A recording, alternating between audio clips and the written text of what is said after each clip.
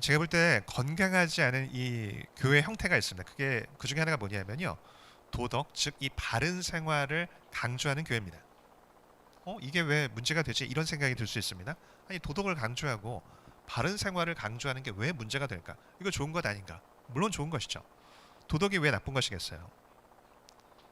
도덕이 이 성도 중에서 이제 은혜를 일종의 이제 면죄부로 삼아서 이 비도덕적이고 비상식적인 태도로 사회에서 지탄을 받는 일이 종종 일어나잖아요. 그냥 은혜를 방패막이 삼아서 자기의 욕구대로 사는 사람들이 있거든요. 저럴 바엔 기본이라도 하지. 그래서 도덕을 강조하고 바른 생활을 강조하는 것. 이게 합당한 것이 아닌가. 이게 옳은 것이 아닌가. 이런 생각을 하는 겁니다. 그런데 오늘 본문을 깊이 묵상을 해보면요. 이 생각이 잘못되었음을 깨닫게 됩니다. 사실 은혜를 싸구려처럼 전하는 것이 하나의 극단이라면 또 다른 극단은 뭐냐면요. 윤리를 복음보다 더 강조하는 겁니다. 바리새인과 서기관이 예수님께 나와서 요청을 합니다. 뭐라고 요청을 합니까? 선생님이 우리에게 표적 보여주시길 원합니다. 이렇게 요청을 해요. 되게 겸손한 요청이죠. 근데 예수님께서 이것에 대해서 뭐라고 답을 하시냐면 39절 이렇게 말씀하십니다. 악하고 음란한 세대가 표적을 구하고 있다고. 나온 사람들이 어떤 사람이에요? 악하고 음란한 사람들이에요? 아니에요. 바리새인과 서기관입니다. 이들은 악하고 음란한 사람 아니에요. 이 당시에 가장 도덕적인 사람입니다. 가장 바른 생활을 영위하던 사람이에요. 문자 그대로 어떤 육적인 어떤 혼외 관계를 가지거나 사창가를 가는 그런 음란한 사람이 전혀 아닙니다. 이들은 자기 자신이 아브라함의 자손이라고 자랑스러워하던 사람들이라고요. 그럼 표적 자체를 구하는 것이 악한 것이기 때문에 그럴까요? 아니에요. 이런 표적 자체를 구하는 것을 하나님께서 싫어하시나요? 아닙니다. 이런 믿음의 사람들이 표적 구한 적 여러 번 있어요, 성경에. 기도원이 대표적인 그런 케이스이죠. 하나님께서 너 용사로 내가 널 통해서 이스라엘을 구원하겠다. 못 믿겠는 거예요. 그래서 3번의 그 표지를 보여달라고 할 때 하나님께서 거기서 기쁘게 응답을 하시거든요. 여러분 12 제자들 중에서도 예수님이 십자가에 달리시기 전에 여러 얘기를 하실 때 빌립이 뭐라고 얘기하냐면 아버지를 보여주시면 좋겠다고, 내가 그러면 충분하겠다고 이렇게 얘기를 합니다. 그때 예수님께서 제자 빌립에게 뭐라고 얘기하십니까? 책망하지 않아요. 너 악하고 음란하다 얘기하지 않습니다. 내가 너랑 오래 있었는데 왜 그걸 모르냐고. 나를 본 자는 아버지를 본 것이라고. 오히려 답을 해주시거든요. 정죄하지 않으신다고요. 근데 왜 이 바리새인과 서기관에게 있어서는 너무너무 냉랭한 그런 반응을 보이세요? 이유가 뭘까요? 그럼 정말 믿고 싶어서 진지하게 질문을 하면요, 책망하지 않으세요. 근데 이 질문의 의미는 뭐냐면 자신이 믿지 않는 것은 예수님 때문이다, 이 얘기를 하고 싶은 거예요. 당신이 나에게 충분히 보여주면 내가 믿을 텐데 충분히 보여주지 않았기 때문에 내가 믿을 수 없다, 지금 이 얘기를 하는 겁니다. 근데 여러분 어떤 이적을 보이면 이들이 믿을까요? 나병 환자가 회복이 되고 안진병이 일어나고 죽은 사람이 살아나고 귀신을 내어쫓는 이적, 이 정도 되면 믿을까요? 아니에요. 이미 다 보였어요. 귀신 앞에서 뭐라고 합니까? 귀신을 내어쫓았더니 바알세불의 힘으로, 사단의 힘으로 지금 이런 일이 일어난 것이다, 이렇게 얘기합니다. 환자를 고쳤더니 뭐라고 얘기합니까? 안식일을 고쳤다고. 그러니까 메시아로서 탈락이라고, 그럴 수 없다고, 죽여야 된다고. 지금 이 얘기를 한단 말이에요. 근데 또 다른 이적을 보여달래요. 그러면 내가 믿겠다는 거죠. 이 마음속에 뭐가 있을까요? 얼핏 보면 그 표면적인 그런 질문이나 이런 것들은, 요청이나 이런 건 전혀 문제가 되지 않아 보여요. 근데 이 마음 깊은 곳에 뭐가 있냐 하는 것이죠. 이들이 예수님 인정하고 싶지 않은 거예요, 사실은. 하나님의 능력이라는 게 사실은 조금만 깊이 들여다보면 알 수 있잖아요. 이게 사람의 능력으로 할 수 있는 게 아니잖아요. 이게 사단의 능력으로 아니라고요. 근데 인정하고 싶지 않아요. 그러니까 어떻게 해요? 내가 인정 안 하는 게 아니라 당신이 우리에게 충분히 보여주지 않았기 때문에 내가 인정 못하는 거야. 당신 때문이야. 나를 설득해봐. 지금 이 얘기를 하고 있어요. 겉으로는 되게 겸손해 보여요. 경건해 보입니다. 나와서 대적하지 않고 선생님 우리에게 보여주십시오. 얼마나 겸손해요. 근데 마음 깊은 곳에는 불신이 있어요. 안 믿는 이유를 찾고 싶은 겁니다. 이미 충분하게 증거가 주어졌으면서도 불구하고 내 더 큰 것, 더 화려한 것으로 나를 설득해 보라고. 내 눈을 사로잡는 이적을 베풀어 달라고 이 얘기를 합니다. 즉 자신의 기준을 내려놓고 싶지 않아요. 과거에 제가 이제 청년 때 제 동기였는데 되게 이 친구 좀 독특했어요. 성경도 되게 많이 알아요. 되게 많은 것들을 공부를 했었고 또 여러 가지 막 활동도 많이 했었고 이것저것 많이 아는 친구거든요. 근데 이 친구가 참 재밌는 게 뭐냐면 종종 뭐라고 하냐면 이렇게 얘기해요. 자기 하나님이 계신지 모르겠다. 그리고 믿음으로 반응해야 하는 것에 대해서 얘기하면 자기 모르겠다고. 근데 보면 초신자면 이해를 해요. 얘는 알아요. 근데 깊이 생각하면 왜 자꾸 모른다고 얘기하냐면 깊이 생각하면 하나님을 인정해야 되거든요. 그리고 내가 죄를 끊고 반응을 해야 됩니다. 이게 싫은 거예요. 그러니까 내가 모른다고 이런 식으로 자꾸 얼버무리면서 가려고 하더라고요. 근데 나중에 시간이 지나고 제가 이제 사역을 하고 있을 때 연락이 왔어요. 한참 지나고 나서. 야 성민아 나 누군데 기억하냐? 깜짝 놀랐죠. 너무 오랜만에 연락이 왔으니까. 웬일이냐고. 자신한테 너무 큰 일이 생긴 거예요. 도저히 내 힘으로 넘어갈 수 없는 일이. 그러니까 나를 위해서 기도해달라고 이렇게 얘기를 하더라고요. 아니, 분명히 예전에는 자기 하나님 계신지도 모르겠고 뭐 그런 얘기를 했었단 말이에요. 굉장히 말도 안 되는 논리를 갖다 댔어요. 근데 진짜 위기가 닥치니까 매달릴 곳이 하나밖에 없는 거예요. 정말 마음속에 하나님이 계신지도 모르겠고 하나님이 일하시는지도 모르겠고 그러면 이런 요청 안 하죠. 마음속에서 자기가 알고 있는데 그걸 애써 반응하기 싫으니까 거부하고 있었던 거예요. 그때 진짜 하나님께 엄청 매를 맞고 나중에 소식을 들었는데 굉장히 신실했다는 얘기가 들리더라고요. 여러분 이게 오늘 본문의 바리새인의 태도입니다. 하나님을 굉장히 경외하는 것처럼 보이지만 겸손한 것처럼 보이지만 사실은 하나님을 막보는 태도라고 하는 것이죠. 즉 이들의 태도는 뭐냐면 하나님이 나에게 맞춰야 한다는 거예요.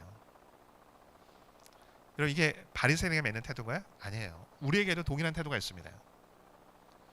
여러분 가끔 보면 제가 이런 경우를 종종 봤었는데 교리를 되게 이상하게 적용하는 분들이 가끔 있어요. 대표적인 게 뭐냐면요. 하나님의 절대 주권 교리입니다. 이 하나님의 절대 주권 이거를 어떻게 적용하냐면 내가 왜 믿음이 약한지를 합리화하는데 그 교리를 사용을 하더라고요.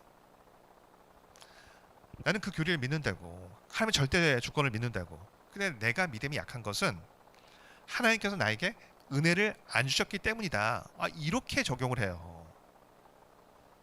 하나님이 나에게 그렇게 은혜를 충분히 안 주시기로 작정을 하셨기 때문에 나는 믿음이 약하다. 이렇게 적용을 하는 거예요. 무슨 얘기예요? 나는 가만히 있는데 하나님이 나에게 와야 한다는 거죠. 하나님이 나를 설득해야 한다는 겁니다. 내가 안 믿어지는 것은 하나님이 나에게 믿음을 안 주셨기 때문이다. 이렇게 들어가는 거예요.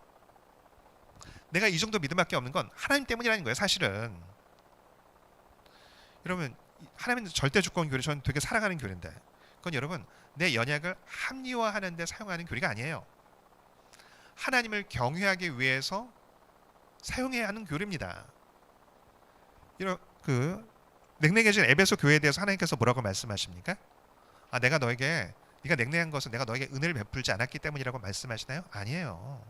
계시록 2장 5절에 보면 뭐라고 얘기하냐면 네가 어디서 떨어졌는지 생각하라고 그리고 회개하라고 그래서 처음 행위를 가지라고 그래서 네가 회개하지 아니하면 내가 너의 촛대를 옮길 거라고. 무슨 말씀이에요? 내가 너에게 은혜를 안 줬냐고. 아니라고. 너에게 은혜를 충분히 줬다고. 근데 네가 은혜 못 지킨 거라고. 그러니까 네가 몸부림치면서 회개하면 나에게 나와야 한다고 이 말씀을 하는 겁니다. 예수님은 이 표적을 구하는 이 바리새인과 서기관에 대해서 뭐라고 말씀하시냐면 이 책망을 하고 나서 악하고 음란하다고 책망을 하시면서 43절 이하를 말씀하세요.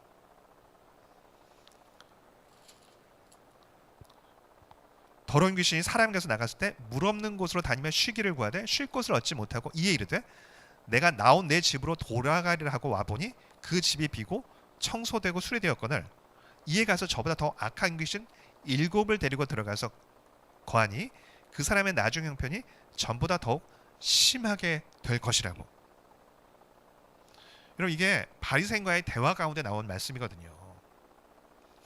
지금 바리새인과 서기관들이 뭘 얘기하고 있어요? 지금 율법과 도덕을 강조하고 있어요. 그래서 개혁을 이야기하고 있다고요. 근데 이게 이 자체는 나쁘지 않은데 이게 나중에 어떻게 되느냐? 더 큰 악을 가져오게 된다고. 오히려 더 이스라엘을 망하게 만드는 것이다. 이 얘기를 하세요. 여러분 이게 예수님이 과장하는 건가요? 그렇지 않아요. 여러분 나중 형편은 뭐고 이전 형편은 뭐예요? 이전 형편이 언제냐면요 이거예요. 구약 이스라엘이에요. 구약 이스라엘이 어땠습니까? 우상 숭배하다 망했죠. 그래서 70년 동안의 이 포로 생활을 거치거든요. 그래서 그 망하고 나서 다시 이제 하나님 은혜 가운데 이제 돌아와서 우리가 왜 망했냐? 율법 제대로 안 지켰기 때문이다. 우리가 거룩하게 살지 않았기 때문이다. 우리 철저하게 말씀대로 지키자. 이 운동이 바리새파 운동이에요. 그래서 여러분 구약에 보면요 대표적인 그 죄악이 뭐냐면 우상 숭배였거든요. 근데 신약에 보면 이 문맥이 안 나와요. 새긴 우상에 대해 우상을 타파해라 이런 얘기가 없어요. 왜요? 철저하게 그것을 개혁했기 때문에 그래요. 여러분 이게 나빠요? 좋은 것이잖아요. 옳은 것이잖아요. 그래서 이 말씀에 있는 것처럼 뭐라고 되어져 있냐면 집이 비고 청소가 되었다고 44절을 보면 그 집이 비고 청소되었다는 표현이 이 표현이에요. 우상으로 어지럽혀졌던 이스라엘이 그 우상이 비워지고 청소가 된 거예요. 말씀을 짓겠다는 그 열정이 이스라엘 가운데 있었고 그것을 통해서 이스라엘이 지금 예전에 있었던 그 죄악들이 꺾어졌다고요. 근데 이후에 더 나빠졌대요. 그럼 구약에서는 선지자를 핍박하고 죽였지만 이때는 어때요? 메시아를 핍박하고 죽입니다. 그리고 그 결과 어떻게 돼요? 구약에서는 70년 동안의 포로기를 거쳤는데 이때는 AD 70년에 문자 그대로 돌 하나 위에 돌 하나도 남지 않고 철저하게 이스라엘이 망가져 버려요. 그래서 약 2000년 동안 정해 한 1900년 조금 안 되죠. 나라 없이 지낸다고요. 훨씬 더 형편이 나빠졌어요. 근데 여러분 이거 잘 생각해 보세요. 이상하지 않아요? 구약은 여러분 이게 악이라는 거 알아요. 하나님이 이렇게 하면 안 된다는 거 알아요. 그런데도 자신의 그 욕망을 따라서 죄악을 따라서 우상을 숭배하고 엉뚱한 짓하고 엉뚱한 죄를 짓고 우상에게 막 장례를 물으면서 악을 행하면서 갔다고요. 그러니까 하나님의 뜻이 뭔지 알지만 대놓고 불순종하던 때예요. 근데 이 시대는 그런 시대가 아니잖아요. 도덕적인 시대라고요. 의도적으로 악을 행하려 했던 게 아니었단 말이에요. 하나님을 향한 그 말씀의 열정이 있었던 시대예요. 우리 말씀 붙잡고 거룩하게 도덕적으로 살자라고 하는 시대라고요. 이게 왜 나쁘냐고요. 여기서 무슨 악을 찾을 수 있겠냐고요. 근데 왜 이 열정이 더 나쁜 결과를 가져왔느냐 하는 겁니다. 여러분 이해가 되잖아요. 사기를 치고 막 음란을 행하고 그러면서 악을 행하면서 망가졌다. 아니 너무 이해가 되잖아요. 이 결과도 뻔히 보이잖아요. 근데 말씀대로 도덕적으로 살면서 살아보겠다고 하는 열정이 왜 잘못된 결과를 가져오냐고요. 왜 이들에 대해서 악하고 음란하다고 전혀 그런 죄를 저버린 적이 없는 사람들에 대해서 이런 바리새인 입장에서는 억울하지 않겠어요? 여러분이 바리새인 입장을 생각을 해보세요. 그런 죄를 저질러 본 적이 없는데 꿈도 안 꿨는데 너 악하고 음란해 이렇게 얘기하면 너무 억울할 수 있죠. 이 음란이라는 게 어떤 의미예요? 하나님보다 다른 것을 우선했음을 의미하는 거예요. 바리새인은 하나님에 대한 열심이 있었는데 하나님과의 관계보다 더 열심히 있었던 게 있어요. 그게 뭐예요?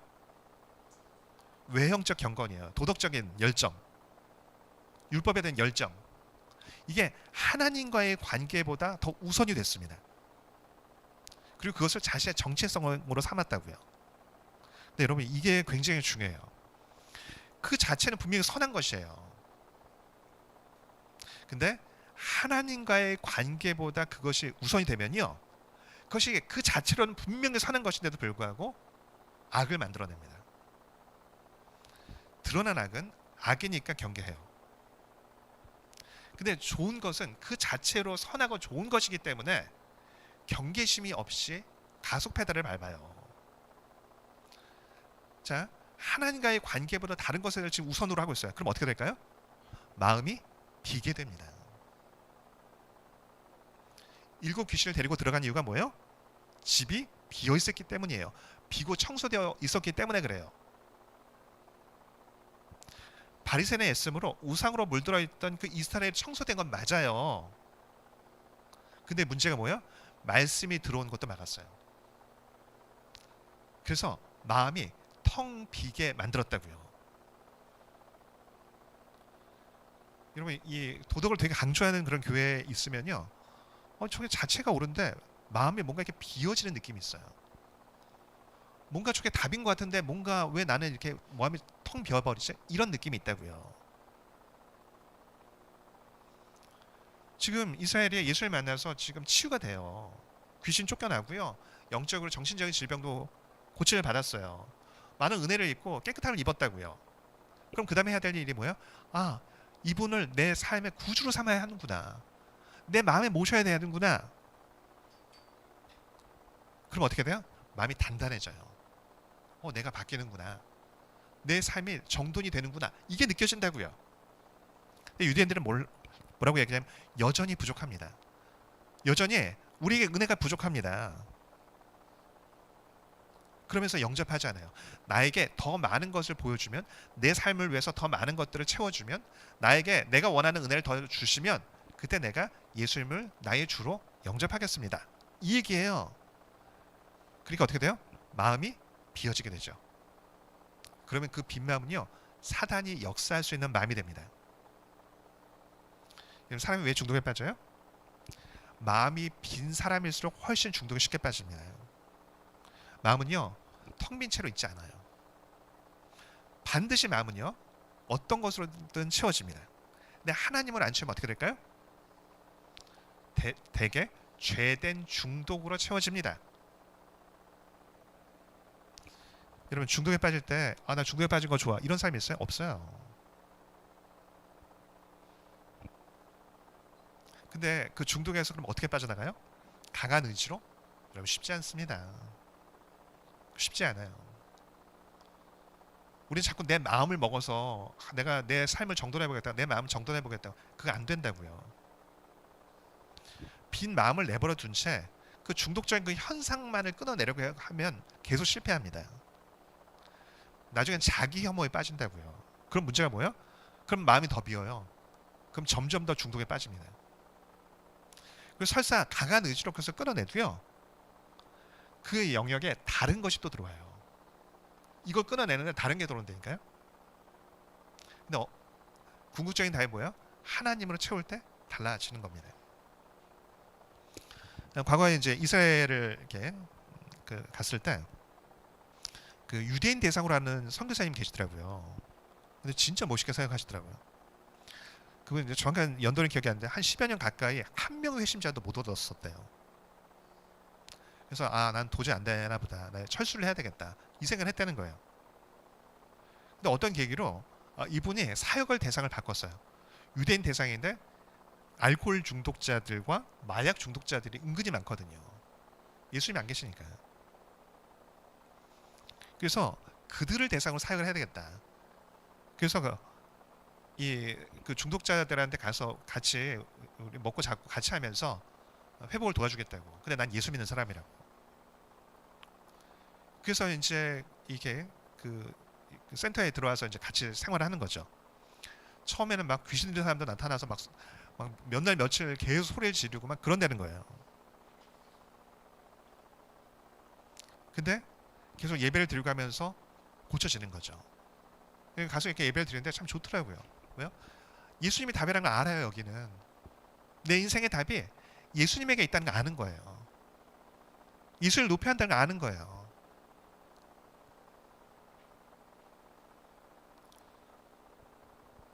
그러면 하나님보다 다른 것을 우선으로 하면요, 그 자체로는 좋은 것이라 할지라도요, 결국에는 악으로 흐르는 게 너무 많아요. 대표적인 예 하나를 알려드리자면, 이런 자녀 사랑도 마찬가지입니다.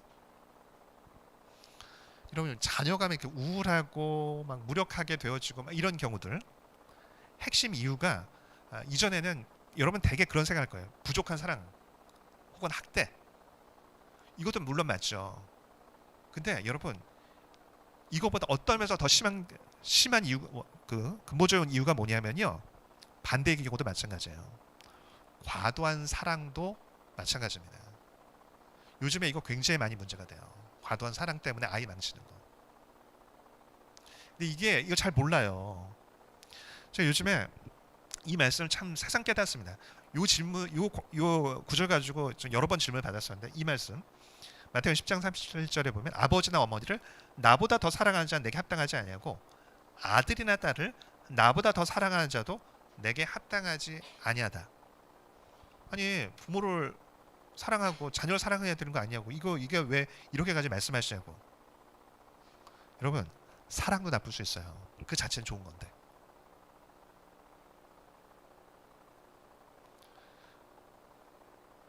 하나님보다 자녀를 사랑하면요, 문제가 된다고요. 제가 이건 뭐 잠깐 언급을 했으니까 오늘 깊이 있는 설교 안 하겠습니다. 진짜 최악은 뭐냐면요, 자녀를 하나님보다 더 사랑하는데 이 부모가 센스까지 있잖아요. 그러면 최악이 됩니다. 망하는데 가속 페달을 밟게 돼요. 요즘에 여러분, 이게 부모가 자녀의 마음 이렇게 알아줘야 한다, 이런 얘기 강조 많이 하잖아요. 그거 되게 중요하죠. 예전에 너무 몰라줬으니까. 근데 여러분, 그게 하나님을 사랑하면서 하나님을 사랑이 우선이 되고 그 다음에 자녀를 사랑하면서 센스가 있으면 괜찮아요. 근데 하나님을 사랑하는 거 없이 자녀를 하나님보다 더 사랑하면서 센스가 있어서 자녀의 마음까지 알아주잖아요. 그럼 이 아이는 아주 무기력한 자녀가 될 가능성이 매우 높습니다. 굉장히 나중에 정서적인 문제가 일어나는 경우 은근히 많아요, 이거. 그리고 이거 아마 이제 앞으로 이 한국 사회에서 이런 것에 대한, 아직 이게 많이 이슈화가 안 됐는데 앞으로 이것이 굉장히 이슈화가 될 가능성이 제 생각에는 매우 높습니다. 사람들이 이걸 많이 몰라요. 왜? 사랑이 답이라고 생각을 하니까.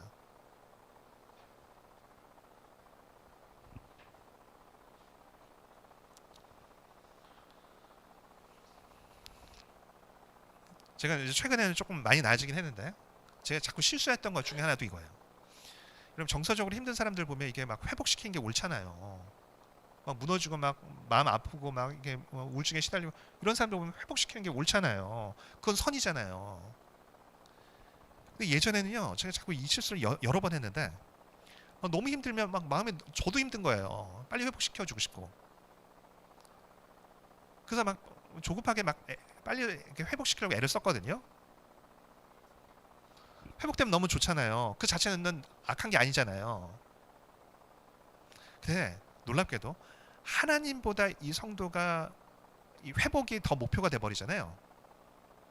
그러니까 하나님을 깊이 만나면서 회복되면 건강한데, 하나님보다 회복이 우선이 돼 버리면 회복되고 나서 더 심하게 나빠지는 경우를 몇 번 봤어요. 예를 들자면, 우울증에 빠진 사람은 삶이 무기력하잖아요. 그러니까 아무것도 하고 싶어 하지 않는단 말이에요. 근데 중심이 하나님 중심으로 바뀌지 않으면 회복되면 어떻게 될까요? 그러면요, 뭐가 생기냐면, 우울증이 때는 이게 모든 의욕이 없어지는데 몸이 회복되고 마음이 회복되면 죄된 욕망도 같이 회복이 되더라고요. 그리고 몸과 마음이 회복이 되면 또 이렇게 생기가 나면서 좀 더 매력적이 되거든요. 그럼 어떻게 돼요? 이전에 행하지 않던 죄를 짓게 되더라고요. 그래서 주신 은혜로 죄를 달려가는 경우로 몇 번 봤거든요. 즉 오늘 말씀이 딱 그 얘기예요. 회복되고 은혜를 누리는 거, 죄로부터 멀어지고 뭔가 어그러진 것들이 청소되고 깨끗해지는 거 너무 중요하죠. 선한 것이죠.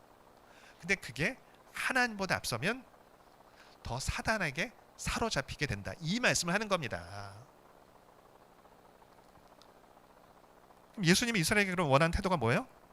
그게 바로 41절 이하의 니느웨의 태도이고 스바 여왕의 태도입니다. 41절 뭐라고 말씀하셨어요? 심판 때 니느웨 사람들이 일어나서 이 세대 사람을 정죄할 거라고. 왜요? 요나의 전도를 듣고 회개를 하였다는 거예요. 요나가 굉장히 불성실하게 회개를 외쳤거든요. 3일 기는데 하루만 외치고 그리고서는 멈췄단 말이에요. 근데 그 설교를 듣고 이들이 막 제앉아서 막 회개를 해요. 그들은 다른 걸 원하지 않았어요. 이적을 요청하지도 뭐 표적을 보여달라, 당신 진짜 하나님 보는 건 맞냐, 이런 거 얘기하지 않았어요. 진짜 건성으로 전했는데 그 말씀을 듣고 자기를 깨트리면서 회개를 했다고요. 우리가 악했다고. 근데 그 말씀이신 예수님이 직접 와서 말씀을 전해주셨어요. 근데 회개하지 않아요. 엄청난 이적이 눈앞에서 보여졌는데도 불구하고 우리는 더 큰 게 필요하다고, 아직 부족하다고, 당신 날 더 설득해 보라고, 당신의 문제라고, 내가 이런 건 당신의 문제라고 지금 계속 이 얘기를 하고 있는 거예요. 스바 여왕은 어때요? 솔로몬의 그 지혜로운 말을 들으려고 멀리서 왔다는 거예요. 스바 여왕이 뭘 원했어요? 뭔가 내 눈을 사로잡는 뭔가 대단한 것? 아니에요. 지혜 자체를 얻고 싶었던 거예요. 저 지혜를 내가 갖고 싶다. 소문을 들었는데 엄청난 지혜가 있는데 내 안에 궁금한 게 있는데 이 지혜를 얻고 싶다. 그것 때문에 솔로몬 만나러 왔어요. 그래서 심판 때 이 스바 형이 일어나서 너희들 정죄할 거라고. 너희의 그 악함, 너희 중심적인 그 악함, 그거를 정죄할 거라고. 지금 그 얘기를 하는 겁니다. 지금 이들은 예수님께 나올 생각이 없어요. 내 중심을 깨트려서 하나님께 나아갈 생각이 없어요. 모실 생각이 없다고요. 내 상황만을 바꾸기 위해서 하나님의 은혜가 필요했을 뿐이에요. 내가 필요한 것들을 위해서 하나님의 은혜가 필요했을 뿐, 내 마음을 하나님께 드리고 싶은 마음이 일절 없어요. 그래서 계속 표적 당신이 누군지 당신을 증명해 보라고, 내가 믿을 수 있게 증명해 보라고, 당신 문제라고 계속 이 얘기를 하고 있는 거예요. 그때 예수님 뭐라고 말씀하세요? 39절에 이 악하고 음란한 세대가 표적을 구하지만 선지자 요나의 표적 밖에는 보일 표적이 없다고. 요나가 물고기 뱃속에 3일 동안 있다가 살아났죠. 이게 뭘 얘기해요? 예수님의 죽음과 부활을 상징하는 거거든요.